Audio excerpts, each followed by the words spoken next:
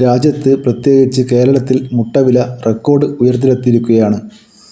തണുപ്പ് കാരണം ഡിമാൻഡ് കൂടുന്നതും പ്രധാന ഉൽപ്പാദന കേന്ദ്രങ്ങളായ തമിഴ്നാട്ടിലെയും മറ്റും ഉൽപ്പാദനത്തിൽ കുറവുണ്ടായതും ഗൾഫ് രാജ്യങ്ങളിലേക്കുള്ള കയറ്റുമതി കൂടിയതുമാണ് ഈ വിലക്കയറ്റത്തിന് പ്രധാന കാരണങ്ങൾ. ക്രിസ്മസ്, ന്യൂ ഇയർ സീസണായതിനാൽ വില ഇനിയും കൂടാനാണ് സാധ്യത. ഇത് സാധാരണക്കാരെയും ഹോട്ടലുകാരെയും പ്രതിസന്ധിയിലാക്കിയിട്ടുണ്ട്. വിലക്കയറ്റത്തിന് പ്രധാന കാരണം തണുപ്പ് കാലത്ത് മുട്ടയുടെ ഉപയോഗം കൂടുന്നു. കൂടാതെ കേക്ക് നിർമ്മാണവും സജീവമാകുന്നതിനാൽ ഡിമാൻഡ് വർദ്ധിക്കുന്നു. പ്രധാന ഉൽപ്പാദന സംസ്ഥാനങ്ങളിലെ രോഗങ്ങൾ കാരണം കോഴിക്കുഞ്ഞുങ്ങളുടെ ഉൽപ്പാദനം കുറഞ്ഞു.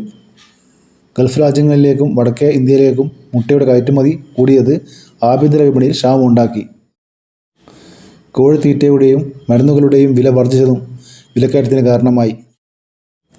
നാമക്കലിൽ ഒരു കോഴിമുട്ടയ്ക്ക് 6 രൂപ 50 പൈസ വരെ എത്തിയിട്ടുണ്ട്. കേരളത്തിൽ റീറ്റെയിൽ വില 7 രൂപ 50 പൈസ വരെ എത്തിയിട്ടുണ്ട്.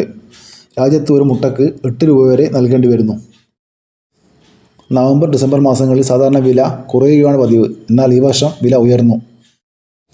വരും ദിവസങ്ങളിലും വില വർദ്ധിക്കാൻ സാധ്യതയുണ്ട്. ഇതോടെ ഈ വീഡിയോ പൂർണ്ണമാകുന്നു. ലൈക്ക് ചെയ്യാൻ മറക്കല്ലേ കൂട്ടുകാരെ. Thank you.